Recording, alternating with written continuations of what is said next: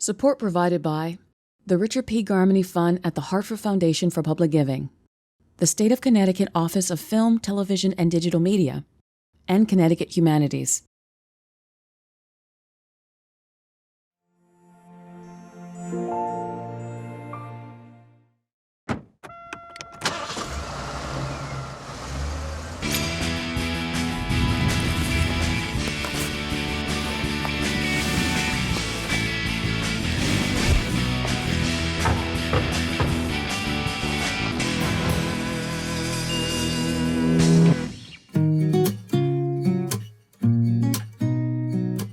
Hi, I'm Ray Hardman, and welcome to Where Art Thou? Today we're in the Waterbury region of the state. You know, like many New England cities, manufacturing was once the lifeblood of this community. Most notably, brass, clocks, and watches. Those industries dried up in the 1970s, but you can still see vestiges of their proud manufacturing history when you pass the Waterbury skyline on I-84. And like every place we visit on this program, the Waterbury region is rife with artistic talent, and we want to learn more about it. Now, to help me do that, I have our Waterbury curator, David Macharelli, on the line. David is a marketing associate at Waterbury's Mattatuck Museum and an artist in his own right. David, are you there? I am. Good to talk to you, Ray. Yeah, you too. So tell me a little bit about what's going on here artistically in Waterbury. We have a lot going on artistically in Waterbury. We have the Palace Theater, we have the Waterbury Symphony, we have my own home here, the Mattatuck Museum. We serve as the hub for all of the small town and those art communities as well. We have outdoor mural projects. Last year they did a street walk crossing project, and then we have lots of other little opportunities, theaters and arts projects that are going on downtown. All right, that sounds really cool, David. So out of all of that, where are you going to take me today? Well, first we're going to go out to Meriden to see an iconographer known as Marek Charnetsky. Icons are a form of art that you would see in Orthodox churches mostly. Images of saints and other religious figures that are rendered with an egg tempera. And Marek actually takes the process pretty far. He grinds his own pigment into the egg tempera and uses a lot of gold leaf. And he has works in churches and private collections all over the country. Well, David, that sounds so super cool. I can't wait to see that. We're going to head off now. Thank you so much for your guidance today. Thank you, Ray. It was a pleasure to be on.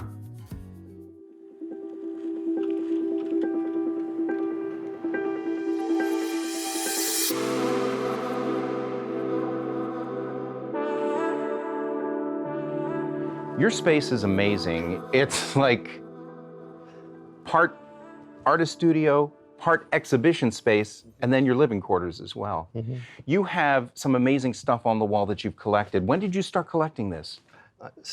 30 years ago, but you know, I have stuff that's my grandparents, stuff that's my great-grandparents. So it's always been in the air for me. But I think when I lived in New York City, I started collecting seriously. Mm-hmm. Did they have icons in the house? You know, we grew up with icons, but they were pictures that my father cut out of church calendars. Mm-hmm. They were just paper prints that we framed and had over our beds. And the great Polish icon is Our Lady of Częstochowa, and that's what we said our prayers in front of every day. I always knew I wanted to be an artist, but it's like my love of art started in church, because it's really the only place where you have art in a small working class town like Bristol. Right, and time to look at the art. Yes, exactly. There's lots of time to look at it. Yeah. And those 11 statues in our church is like the source of my artistic impulses. Mm-hmm. Do you remember the first icon? Let me make sure I'm saying the terminology right. It's writing icons, is that correct? Yeah, writing icons. When was the first, do you know the first icon you wrote? The first icon I wrote, it was, my father was at a parish council meeting, and the pastor wanted an icon of Our Lady of Częstochowa for the church. And he said, don't bother to buy it, my son's an artist and he'll make it for you. Mm-hmm. You know, I was so angry at him. Because, you know, I wanted to be Francis Bacon. I didn't want to be an icon painter. And I also knew I was the wrong person. I knew enough about the work to know I was not the right person to do it. Why would you say that? I was at the height of my religious cynicism. Mm-hmm. Like, it's nothing I wanted to touch at the time. And also, it's hard to understand that image. And it's like it's inside every Polish person. Mm-hmm. It's hard to understand it, you know, unless you're Polish, and I think it's in people's cells. It's so deep. Yeah. And it's intimidating. You know, it's like making a copy of the Mona Lisa, but even more intimidating. It took me a lot of time to be the person that should be doing the work. But I saw that what I did was useful. I saw that what I did fit into life, and it touched something very deep in me. So it kind of quashed down that cynicism. Absolutely. I also watched people pray in front of it, and I was so moved by people's vulnerability and their sincerity. At what point did you decide that this is going to be my life's work? I knew when I was working what I didn't know, and that I needed somebody to show me and to teach me. And I got a grant from the Connecticut Commission on the Arts, and then another one from the Connecticut Heritage Arts Program, and I apprenticed with the woman I studied with. And I worked with her for 15 years. Yeah. And she taught me anything good that I know about icons. Yeah. I tried to teach myself, and when I started working with her, I asked her, how many years is it going to take me to learn this? And she said 10. And I said, well, I've already been working for 6. And she goes, no, from today. And then I said, but I'm an artist. And she said, I forgot. That means 15 for you. But she was right.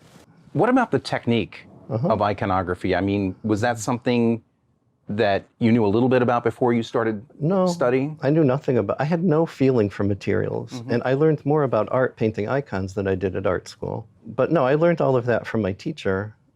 She emigrated from Russia. She taught me how to work with egg tempera. I don't believe in making a fetish out of materials, but the best reason to work with it is because you understand how to make historical icons. And a lot of the work is about copying. It's the only way you can learn how to make an icon is by copying old prototypes. You absorb the language, the aesthetics of it. I always compare it to like classical music. It's not necessarily you always write a new piece of music, but you have to find yourself inside all of that if it might lead to something else. Well, I mean, explain it to me. Where is you? Where are you in these icons that you create? You know, it's not. It's interesting how you have to make yourself invisible in the work, because it's not about you. It's about something else bigger.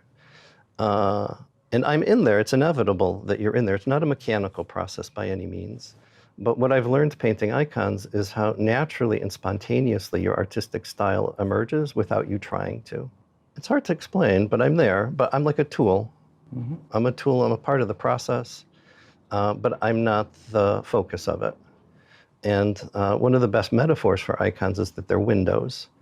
And if you put your name on it or sign it, or it's too personal, you can't look through it, you know, and it becomes more of a mirror than a window. Yeah. So, but it takes a long time to become invisible like that.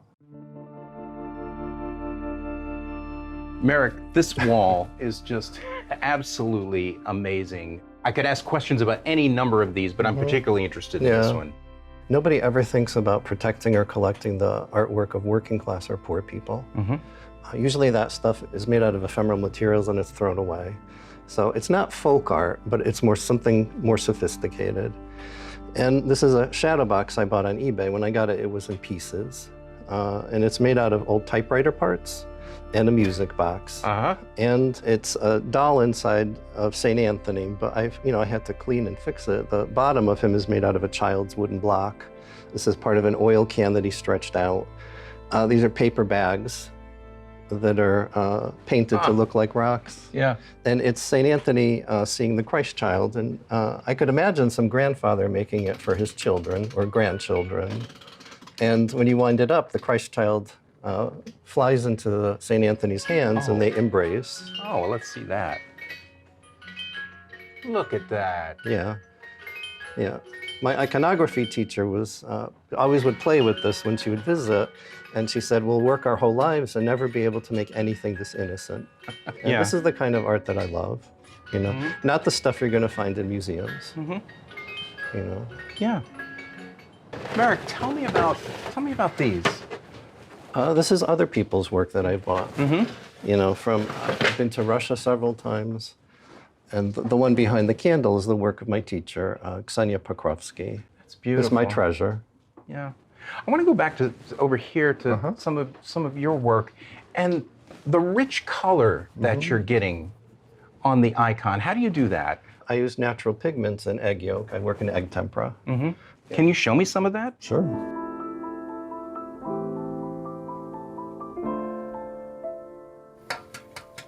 I need to just get the yolk out. And what makes egg tempera so durable, egg yolks are made out of protein, fat, and water. And it's the protein that we want from the egg yolk that's going to bind the pigment to the panel. And it's one of the most durable paint binders ever. And I'm just going to, I separated the yolk from the white, and I'm going to break the sack and pour it into my container.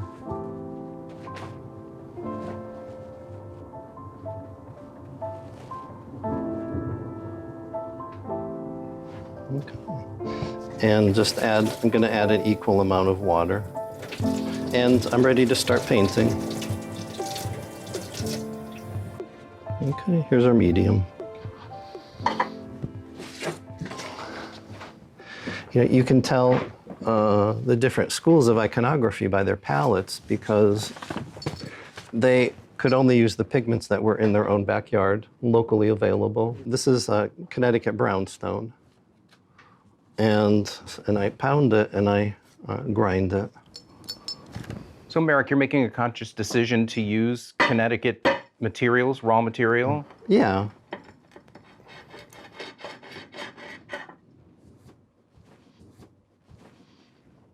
And I'm going to grind it with water first.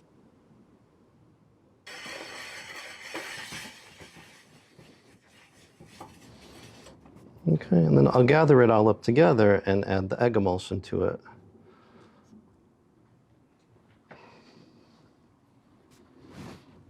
And I'm going to grind it into the paint.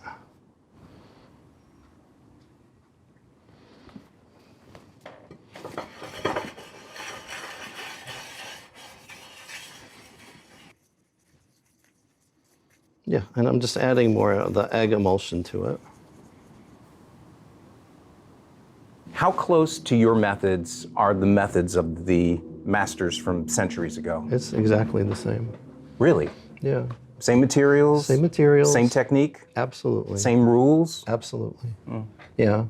Well, Marek, this is just tremendous. Thank you for letting us into your studio/exhibition space and showing us this amazing art that harkens back to a long, long time ago. Thank you. Yeah, you're welcome. Thanks for coming.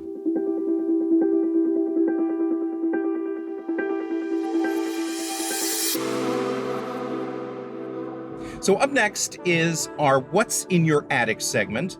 This time we're headed to Southington's Barnes Museum to see what secrets they have in their storage.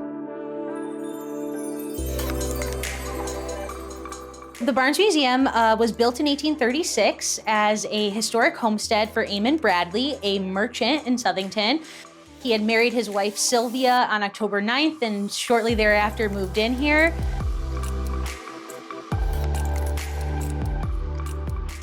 Over the course of many generations, 3 generations of the family lived here from 1836 up until 1973. In 1974, we became a museum.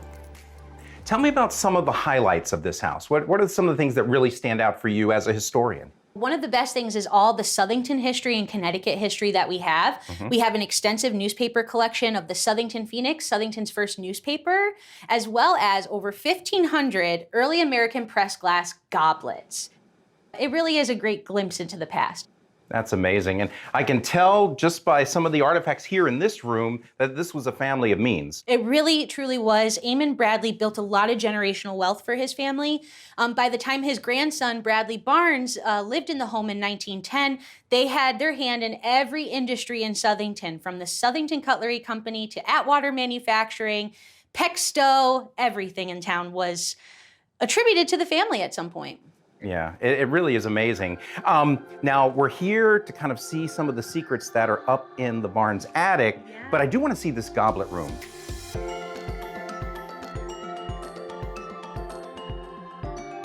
Christina, this is just incredible. It's 2 walls, 2 goblets deep. Tell me about this collection. So this is a very formidable early American pressed glass collection. Bradley Barnes began collecting in the late 1930s when a book came out by Ruth Webb Lee, encouraging people to identify the patterned glass in their home. Pressed glass in America started in the 1840s, and America revolutionized the molding process to create it. So industrialization in America, again, produced these rapid fire patterns that became easily accessible because it is considered the poor man's crystal. Patterned glass was an early way in America that we commemorated moments in history. That is really cool. So let's go up to the attic. Let's go to the attic. All right.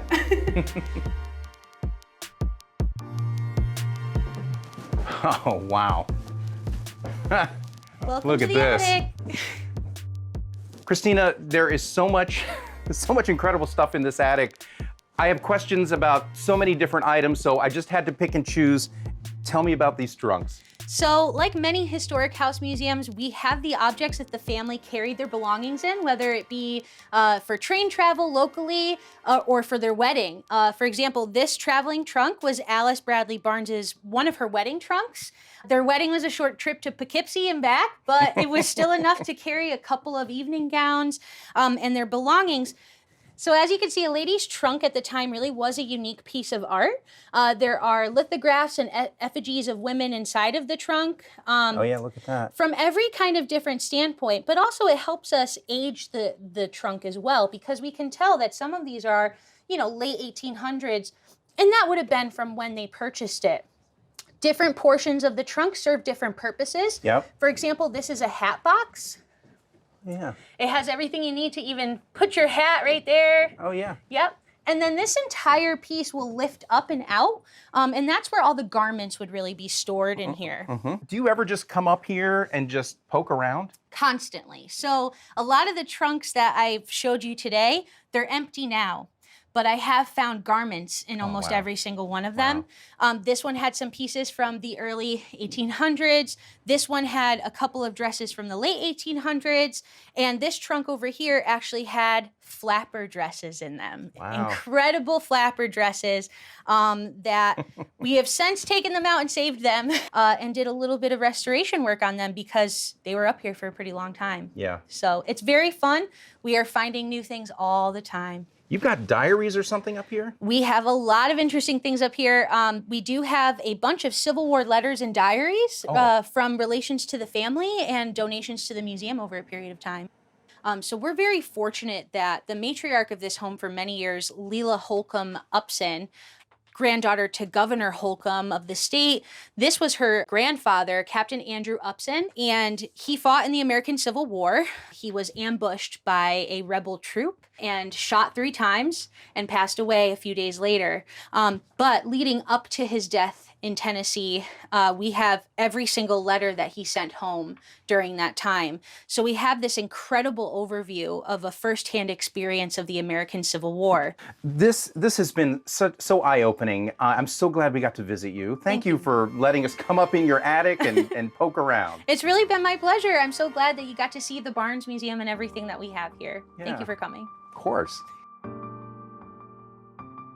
Just some unbelievable things in that attic at the Barnes Museum. That was great.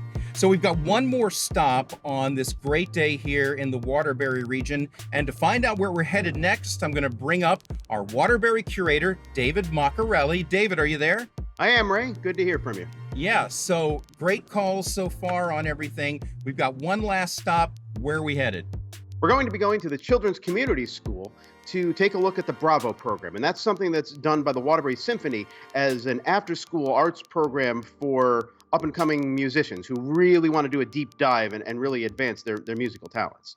Oh, that sounds really cool. David, great job today. Thank you so much for your guidance. Thank you for having me on, Ray. It's been a pleasure. All right, let's check it out.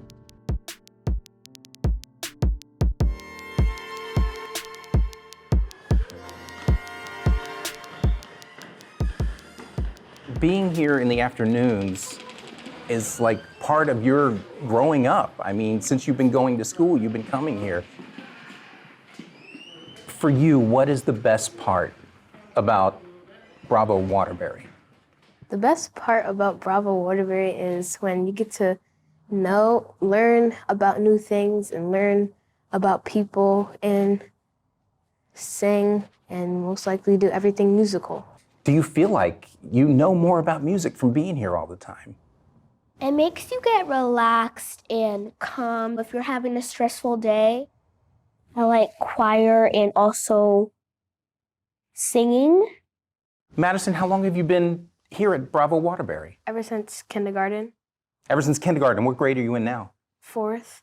So a long time. Adeline, how long have you been doing this? Kindergarten. Since kindergarten. And you're in? 3rd. 3rd grade. So you guys have been here the whole time. And I know during COVID, you guys missed performing out, right? Mm-hmm. But you did get to perform recently, right? Yeah, you went to the Palace Theater. Adeline, what was that like? It was fun because, we were on stage and we got to perform in a bunch of people, and some of us weren't really scared. We were kind of happy because we saw our parents there, and we got, less nervous because, somebody's cheering us on in our family. Madison, what's the best part for you about doing this program? Bucket band, What's that? where you get a drum and have sticks and just start playing them. That's awesome. This makes you, happy. And some things are not happy in your life, and you just want to do something else instead of doing something not fun. Mm-hmm. So mostly you might want to come to Bravo to sing and play because no one lets you do that. Yeah, that's a really good answer. Well, Madison, Adeline, so great talking to you today. Thank you. You're welcome. You're welcome. Yeah.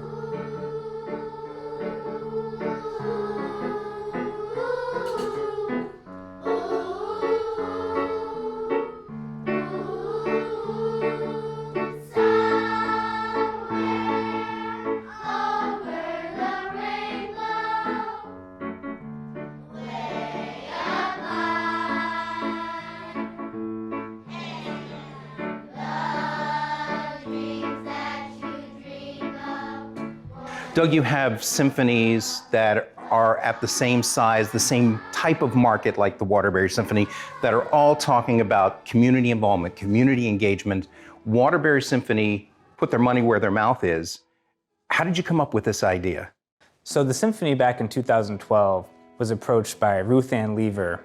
She came to us with this idea of bringing El Sistema, which was a program that began in Venezuela, to Waterbury. So she had a passion of bringing El Sistema to this area, and she approached the symphony to do this. So in 2012, we launched the program in a partnership between the Lever Foundation and Waterbury Symphony. And now, this program has been going for almost 10 years. Let's talk about El Sistema. This Sure. is a program that's been very successful. And of course, probably the poster child for El Sistema is Gustavo Dudamel, That's right. the conductor of the Los Angeles Philharmonic. That's so right. Tell me a little bit about this program. Sure. So El Sistema started over 40 years ago. It was started by a gentleman named Jose Abreu. And basically, he was a social activist, a politician, an educator, and a musician himself. He had a passion for teaching the local kids in the area music. So he essentially taught them out of a garage. He would gather the students, teach them orchestral music, but it became so much more than a music program. Right. It became a social development program where kids who wouldn't normally have this opportunity gain self-confidence and appreciation for music, and many of them have gone on to become, like Gustavo Dudamel, very successful in the orchestral music field. So our goal here at Bravo Waterbury is to not necessarily create future professional musicians, but to create very well-rounded individuals who have an appreciation for music, who can use music to build their self-confidence to carry them forward in their own careers. El Sistema really gave impoverished children the chance to play a musical instrument. Tell me about some of the children that are here.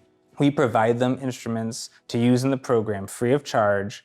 We give them 2 hours of music instruction, 4 days a week. And so they're here and they're learning not only orchestral music, which is our roots, but they're learning jazz, pop, R&B, and they're kind of, they're getting an introduction into the language of music and how it can serve them.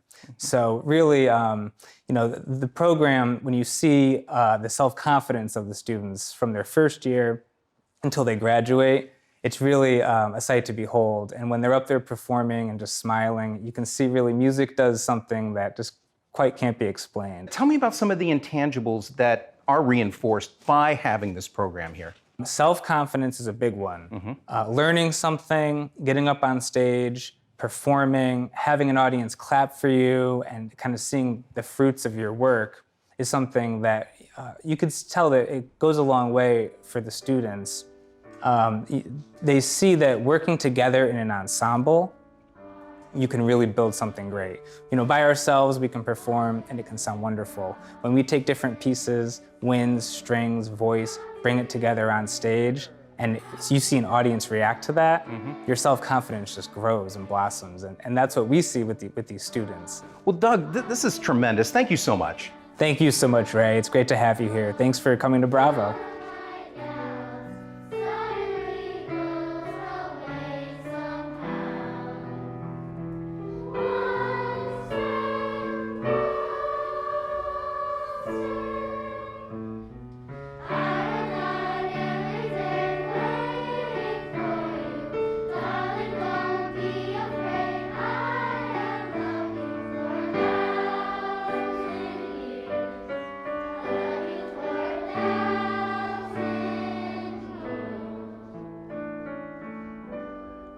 The next verse, sing it. Just a fantastic day in the Waterbury area. It's people like Marek and the students over at Bravo Waterbury that make this part of the state truly special. Hey, is there somebody in your town, your neighborhood, that's doing amazing creative things? If so, I want to hear about it. Drop me a line at whereartthou@ctpublic.org. Join me next week. I'm going to get back into the beat-up old company van, and we're going to visit two Native American sisters who are keeping the tradition of arts and crafts from their ancestors alive and well. You don't want to miss that. Until then, I'm Ray Hardman. Thanks for watching Where Art Thou?